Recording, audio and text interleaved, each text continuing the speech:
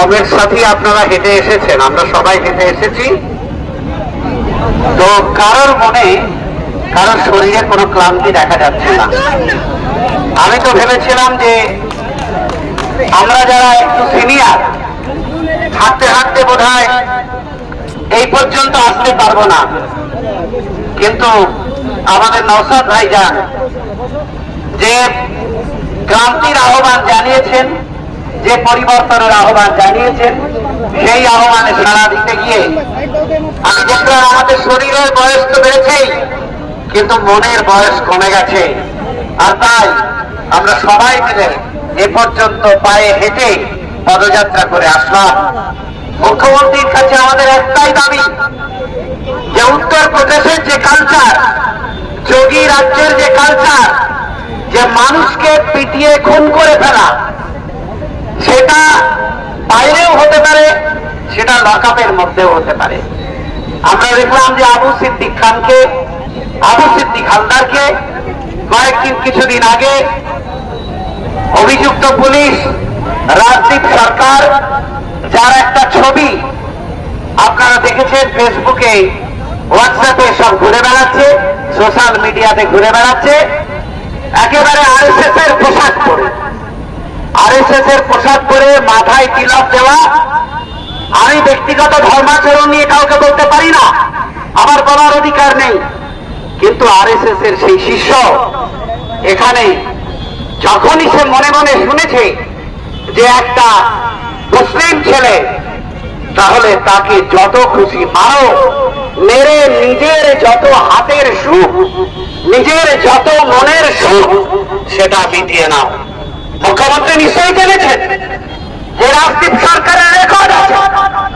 এই রাজদীপ সরকার বাংলার যে কটা থানাতে গেছে, সে কটা থানাতে দলিত কিংবা মুসলমান তাদের উপরে অত্যাচার করেছে। অভিযোগ পেলে সেই অভিযোগের সত্যাসত্য বিচার না করেই তার উপরে অত্যাচার। এটা যেন পুলিশের নিয়তি হয়ে দাঁড়িয়েছে, পুলিশের সিস্টেম হয়ে দাঁড়িয়েছে। সমগ্র পুলিশ বাহিনী বলবো না, পুলিশের একাংশ। আমরা আনিস খানের কথা যদি বলি, তাহলে পুলিশে ঠেলে ফেলে দিল, আনিস খানকে মেরে দিল। মুখ্যমন্ত্রী বলেছিলেন যে 15 দিনের মধ্যে আমি বিচার করব, কিন্তু সেই বিচারের বাণী নীরবে নিভৃতে কাঁদে। আজকে সেই কান্না প্রসেন মন্ডলকে, নিউ টাউনে আমাদের এক ছোট ভাই প্রসেন মন্ডল, তাকে চোর বলে, চোর সন্দেহে তাকে পিটিয়ে পিটিয়ে মানুষ মেরে ফেলত। আমরা দেখলাম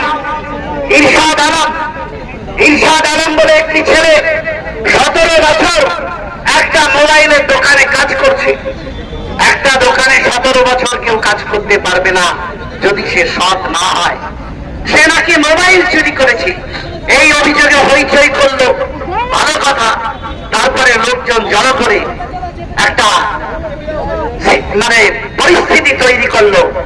এসসি এসটি হোস্টেল ছিল পাশে, সেই এসসি এসটি হোস্টেলের ছেলেরা তারা কয়েকজন বেরিয়ে এলো এবং তারা ইরশাদ আলমকে এমন পেটা পিটল, ইরশাদ আলম শেষ পর্যন্ত মারা গেল। এর কোনটার বিচার নেই। আমরা অদ্ভুতভাবে দেখলাম। বিচার ব্যবস্থার প্রতি আমাদের আস্থা আছে, বিচার ব্যবস্থার প্রতি আস্থা আছে। বিচারপতি অর্ডার দিলেন, বিচারপতিদের সম্মান জানিয়ে বলছি, উনি অর্ডার দিলেন আমার ভাই, আমার সন্তান আবু সিদ্দিকের লাশকে কবর থেকে তুলে, দ্বিতীয়বার কবর থেকে তুলে তাকে পোস্টমর্টেম আবার করা হলো। সেই পোস্টমর্টেমের পরে যে হিয়ারিং হওয়ার কথা, সেই হিয়ারিং হলো না।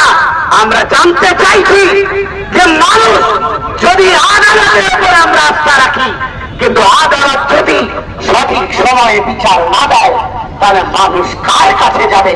এই প্রশ্ন আমার রয়েছে মাননীয় বিচারপতি মহোদয়দের কাছে। যত দ্রুত সম্ভব রাজদীপ সরকারের বিরুদ্ধে এফআইআর করা হয়েছে, তারপরে রাজদীপ সরকার গ্রেপ্তার হয় না, সেই খুনি পুলিশ এখনো পর্যন্ত তার তাণ্ডব চালিয়ে যাচ্ছে। তাই আমরা সমস্যারে কলকাতার বুকে রাজপথ কাঁপিয়ে মানুষ আওয়াজ তুলেছে, আবু সিদ্দিক হালদারের খুনি রাজীব সরকারের ফাঁসি চাই। আমার একবার আওয়াজ তুলুন, ফাঁসি চাই, রাজীব সরকারের ফাঁসি চাই।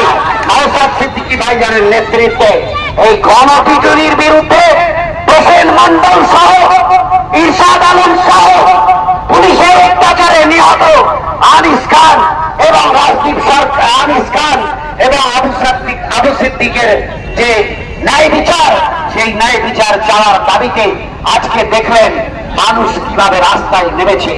আমি ইতিহাস মনে করাতে চাই না, শুধু বলে দিতে চাই একটু প্রতিবেশীদের দিকে তাকিয়ে দেখবেন।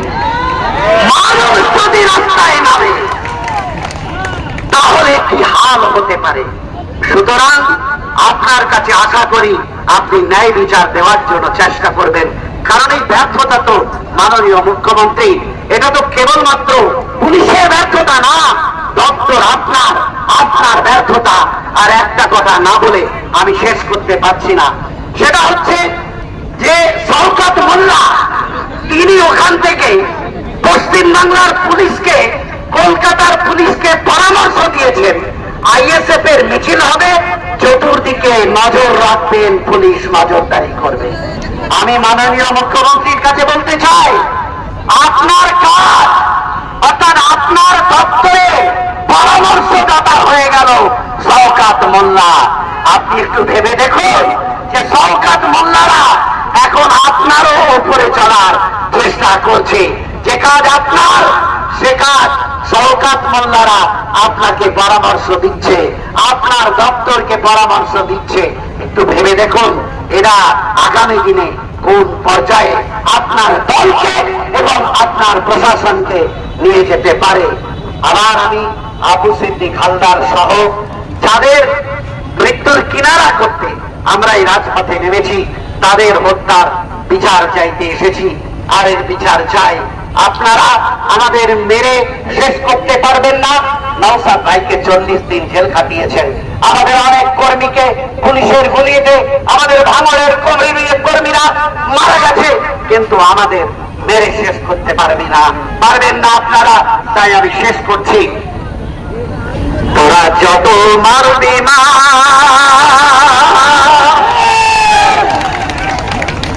তবু পাবি না,